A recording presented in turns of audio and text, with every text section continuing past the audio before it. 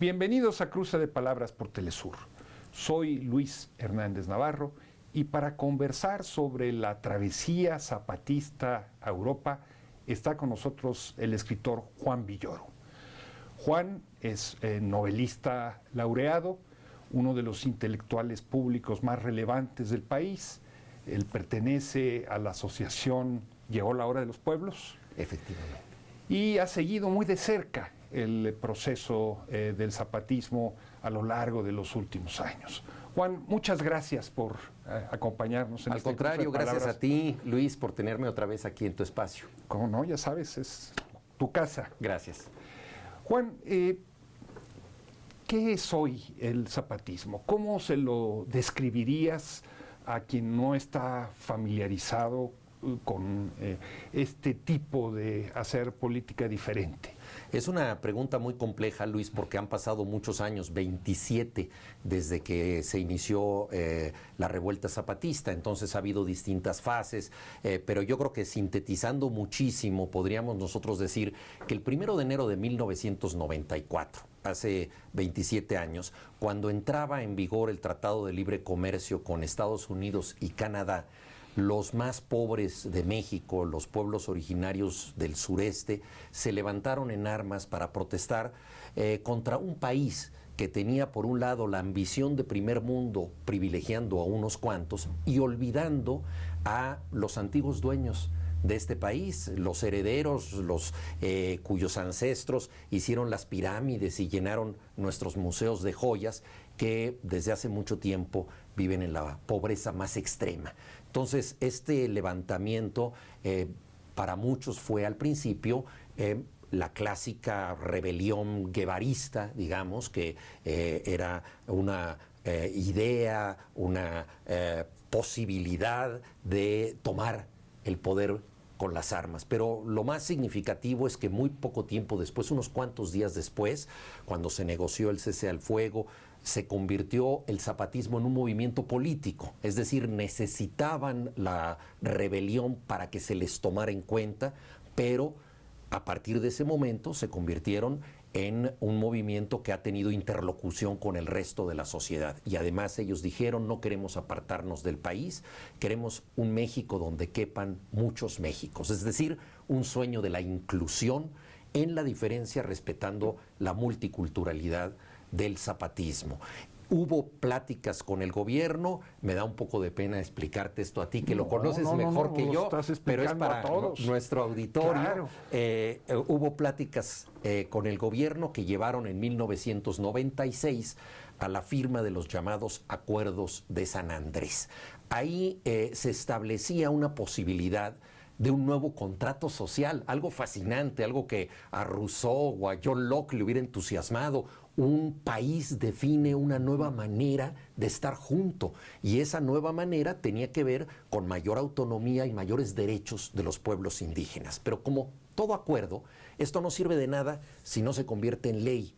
Y los partidos políticos, hay que decir que todos ellos se negaron a trabajar para convertir los acuerdos ya firmados en el 96 con los zapatistas en una ley. Por lo tanto, el ejército zapatista se replegó en sus municipios. Ellos tienen esta estructura social que llaman caracoles, ahí tienen sus juntas de buen gobierno, y en condiciones muy precarias mejoraron las condiciones de salud, de educación, de justicia, de equidad de género, algo verdaderamente notable, a tal grado que las juntas de buen gobierno se han convertido en tribunales para personas que no viven en la zona. O sea, acuden a los municipios zapatistas y piden que se resuelvan ahí sus problemas. Entonces, hasta cierto punto podríamos decir que esto es un éxito, pero es un éxito regional y en condiciones muy amenazadas, porque no ha dejado de haber grupos paramilitares, presiones políticas,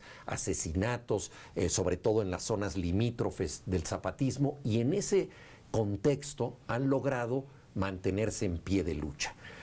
El partido gobernante en México fue el PRI durante 71 años.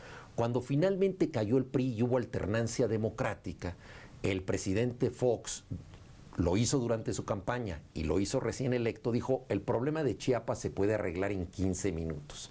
Los zapatistas le tomaron la palabra y vinieron a México en la llamada Marcha del Color de la Tierra, en el 2001, es decir, 5 años después de la firma de los acuerdos que no habían entrado en vigor porque no se habían convertido en ley. Entonces llegaron aquí soñando con la legalidad, soñando con que el gobierno honrara su palabra, tal y como ellos honraban la suya, y pidiendo que estos derechos de los pueblos indígenas fueran parte de la legalidad, no como una escisión del país, sino como una inclusión, a tal grado que la comandante Esther, que fue quien tomó la palabra por parte de los zapatistas en el Congreso, dijo, ayúdenos a entrar a la Casa de la Palabra, queremos estar aquí con ustedes, queremos pertenecer. Fue algo muy emocionante, tuvieron el apoyo en todo el país, realmente las reuniones que hubo en la plaza principal de México, el Zócalo, fue algo muy emotivo y parecía que la concordia podía ser posible. Una vez más, los partidos se negaron a convertir esto en ley, no hicieron nada y nuevamente los zapatistas se replegaron en sus territorios. No han dejado de luchar ni de buscar interlocuciones. La más reciente, en el 2017, cuando apoyaron una candidatura del Congreso Nacional Indígena para que hubiera una candidata independiente en la boleta a las elecciones presidenciales. María de Jesús Patricio Martínez, Marichuy, apoyada por los zapatistas, era una manera de decir queremos participar, no para obtener el poder, porque claramente una candidata indígena no va a ganar la elección, pero que sea la vocera de los pueblos indígenas, que se oiga nuestra palabra, que tengamos una presencia. Para eso se necesitaban 1 millón de firmas recabadas en teléfonos celulares de gama media, algo discriminatorio, porque las comunidades indígenas no los tienen, no se consiguieron todas las firmas, se quedó por un poco más de 300,000, pero de alguna manera se articuló esta lucha colectiva.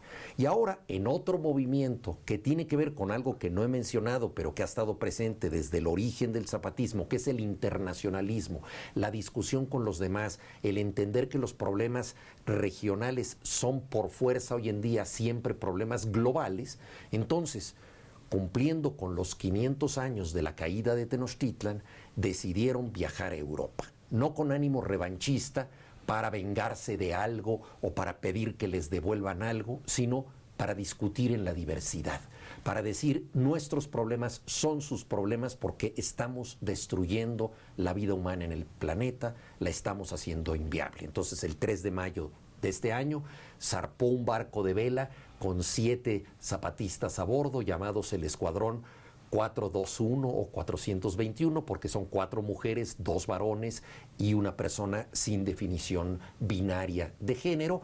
Llegaron a Europa y los va a acompañar otro contingente y ahí discutirán con comunidades que tienen horizontes y luchas semejantes a las del zapatismo y que incluso se han inspirado por el zapatismo porque ha habido un gran diálogo internacional a lo largo de todos estos años. Sería un apretadísimo resumen de una de las luchas más fascinantes del siglo XXI, me parece, Luis. Una gran capacidad de síntesis. Gracias. Los zapatistas son caminantes profesionales.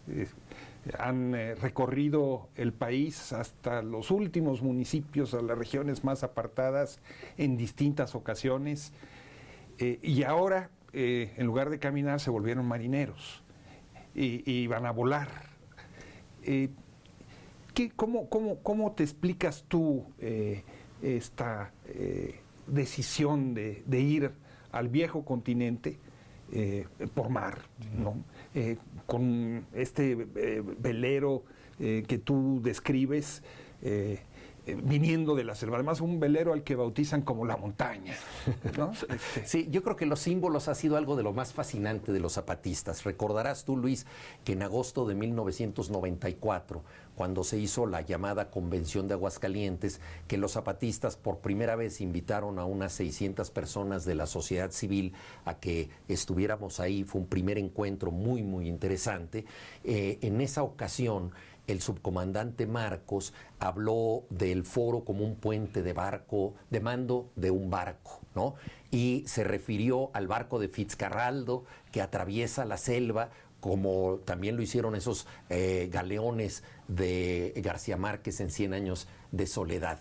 Después de esto se abatió una tormenta de dimensiones bíblicas o digna de Macondo sobre todos nosotros, y parecía que el subcomandante había convocado al mar en plena selva. Desde entonces estos símbolos juegan un papel importante en el zapatismo, y el hecho de hacer una contranavegación o contratravesía 500 años después de la caída de Tenochtitlan, pues tenía un significado fuerte si se hacía en un barco de vela, ¿no? Es decir, para recuperar ese riesgo y ese sentido de la aventura de los grandes viajes, con el deseo también de rebautizar Europa, así como América fue rebautizada por los europeos y decidieron llamarla Tierra Insumisa, ¿no? Es lo que escogieron para bautizarla.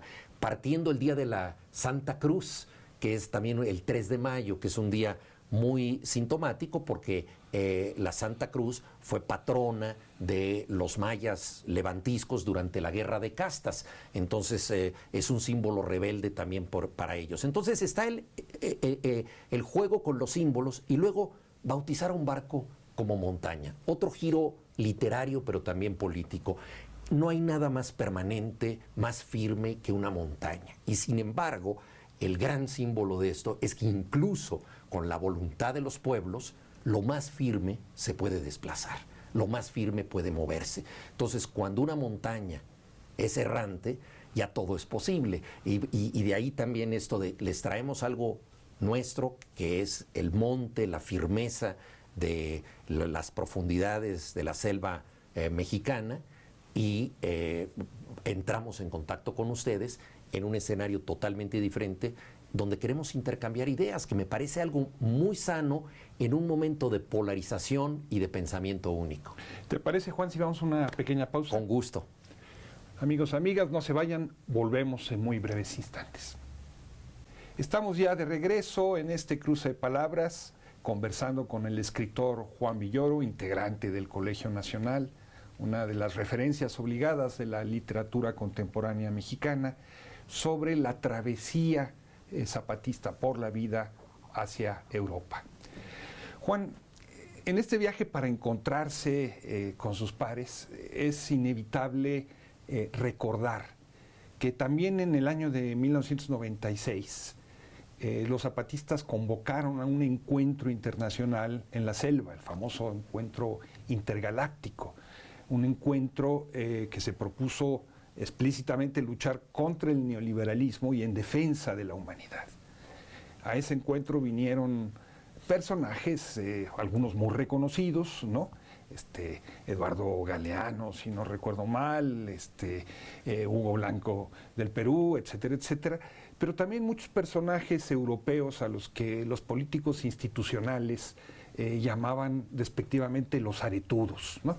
Con sus tatuajes, sus pines, etcétera, etcétera, como diciendo que eran la marginalidad de la marginalidad.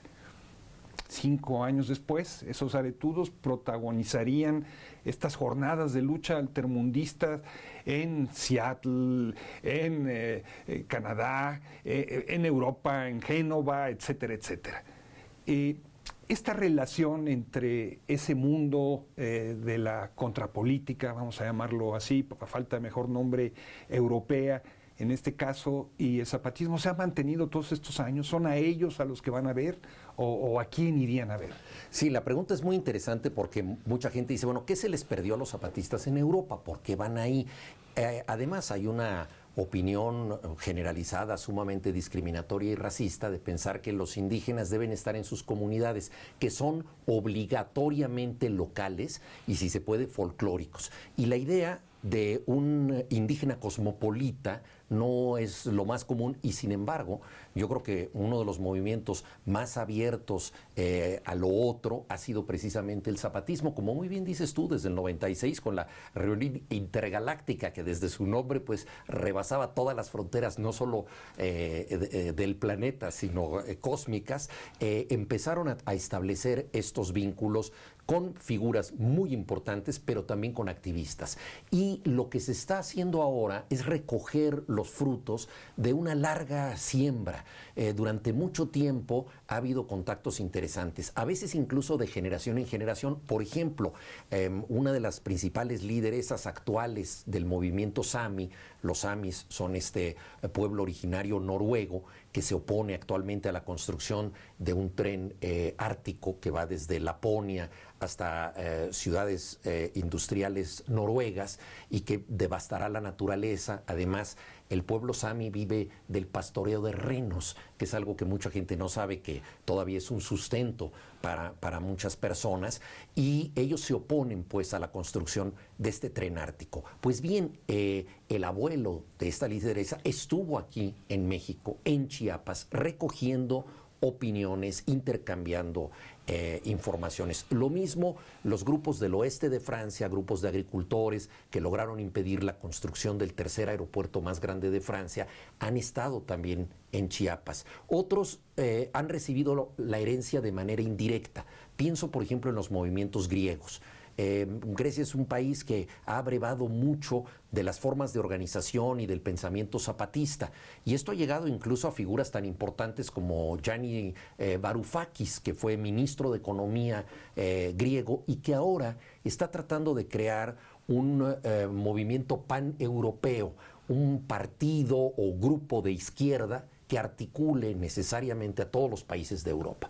Y ellos, Diem 25 se llama este movimiento, ellos se han interesado muchísimo en la gira zapatista. Entonces, tenemos el caso de gente que directamente ha estado en Chiapas, de gente que ha tenido parientes que han venido a Chiapas, de gente que de manera indirecta se ha alimentado de lo que se decide, lo que se discute, y básicamente se trata de entender que hay problemas parecidos en varios niveles. Uno, desde luego, la destrucción de la biosfera, la destrucción de la naturaleza, que está en manos de las grandes corporaciones, del crimen organizado, aquí en México de la minería canadiense, que hace minería a cielo abierto, que está prohibida en Canadá, pero que aquí practican. En fin, todas estas compañías que a corto plazo quieren tener dinero y están destruyendo la naturaleza. Hay un tema fundamental de proteger el medio ambiente, y lo vemos con las consecuencias terribles que está teniendo el cambio climático. ¿Y quiénes son los que van a proteger el medio ambiente? Sino las personas que lo conocen, que ancestralmente le han pedido perdón a la tierra para trabajarla, que saben que tienen que tener un equilibrio con ella o esto se acaba pronto. Esas personas son las destinatarias naturales para proteger la tierra. Bueno, esto no se ha dado así porque la palabra que yo creo que define la relación del Estado mexicano con los indígenas es despojo. Han sido despojados de sus tierras quienes deberían cuidarlas. Entonces hay que discutir cómo salvar la naturaleza a nivel global y luego qué nuevas formas de organización podemos tener. Y ahí es muy importante, creo yo, la organización comunal de los pueblos originarios y especialmente de los zapatistas. Es decir, crear grupos horizontales donde el nosotros es más importante que el yo, donde las decisiones son colectivas, donde la democracia no es atributo del aborazado que dice quiero ser candidato, ¿no? Como vemos en las películas de Hollywood, me llamo John Smith y estoy compitiendo por la presidencia de Estados Unidos. Eso es una locura para una comunidad en donde lo importante no es lo que uno decide, sino lo que los demás deciden, y es una obligación representar a los demás cuando el colectivo te elige. Entonces, estas nuevas formas de democracia, nuevas formas de vida comunal, yo creo que son importantes porque de esas depende la salvación del planeta en su conjunto. Y yo creo que ahí hay muy buena sintonía con países que parecerían muy distintos al nuestro, pero que tienen problemas similares. Estamos hablando de una gira que se bautizó a sí misma como una gira por la vida. El nombre podría tener reminiscencias religiosas o reminiscencias contraculturales, todo menos una iniciativa de un grupo armado. ¿Por qué poner en el centro la defensa de la vida? Es algo decisivo porque lo que está en juego para el planeta, lo ha dicho la ONU, si de aquí al 2040 no se revierte el ecocidio que estamos padeciendo, la vida humana será inviable. Es decir, lo que está en juego no es el planeta mismo, que puede sobrevivir más allá de nosotros, es nuestra permanencia en el planeta. Entonces, esta travesía es por la vida, en el sentido de que se trata de buscar primeros auxilios para la humanidad, que está amenazada y no se ha dado cuenta del todo. Se están dando cuenta las nuevas generaciones, pero que no tienen poder, autoridad ni voz, salvo casos como el de Greta Thunberg, ¿no?, que famosamente dijo: me han robado mis sueños, y que ha sido una de las pocas personas jóvenes escuchadas en torno al tema de la destrucción de la naturaleza. Entonces, el nombre de Travesía por la Vida tiene que ver con esto, con la prioridad ecológica, que es la salvación de todos nosotros. Y eso, por supuesto, tiene componentes políticos y sociales muy importantes. Entonces, la lucha zapatista, que no deja de ser una lucha política, creo que hoy en día es fundamentalmente una lucha ecológica. Esta iniciativa se ha topado con problemas dentro del país, como que no se le quiera dar pasaportes a muchos de los zapatistas, no se les quiera dar su cédula de identidad, se les pida todo tipo de requisitos, como si, a pesar de los cambios que han habido en el país, el mundo del racismo estructural no hubiera desaparecido. ¿Qué es lo que ellos están enfrentando? Tocas un tema decisivo. Yo creo que el derecho elemental de la humanidad es el derecho a la identidad. Y, sin embargo, en México, muchísimos paisanos nuestros, tuyos y míos, no tienen derecho a la identidad, no tienen papeles. Es algo dramático. 1 de cada 3 indígenas del sureste mexicano no tiene papeles que acrediten su existencia. Además, en México, si tú te tardas en ir al registro civil, cuando vas tardíamente, el papel que recibes se llama un acta extemporánea, que ya no tiene la misma validez que el acta original, lo cual es verdaderamente injusto, porque pensemos lo que es la vida en el campo. Tienes que viajar 3-4 horas para registrar a tu bebé, no tienes dinero, no tienes urgencia de hacerlo, te tardas, y cuando finalmente registras al niño, eso ya es extemporáneo y vas a tener problemas de documentos toda tu vida. Es una manera de discriminar terrible. Entonces, los zapatistas no quisieron apoyo especial, piensan viajar cerca de 200 a Europa para alcanzar a la delegación. Fueron, como cualquier mexicano, a pedir pasaportes y se encontraron con un racismo terrible, lo que a ti y a mí nunca nos ha pasado. Por ejemplo, ¿cuántos hermanos tienes? 5 hermanos. Tráeme las actas de nacimiento de tus 5 hermanos para que te pueda dar un pasaporte. Cosas terribles. ¿O cuántos hermanos tienes? 1. Traes el acta de tu hermano, pero es un medio hermano, un apellido no coincide. Entonces dicen: no, pues tu papá andaba por ahí de mujeriego, ahora no te damos nada y échale la culpa a tu papá. Respuestas de este tipo que tienen que ver con lo que comentabas tú, el racismo y la discriminación. Entonces, a partir de ese momento se hizo un escándalo y ha habido todo un movimiento para que se les concedan, primero, las actas de identidad y, segundo, los pasaportes. Afortunadamente ha habido gente receptiva. El propio presidente de la República dijo: esto es un escándalo, nuestros hermanos deben tener todo el apoyo para poder viajar a donde quieran.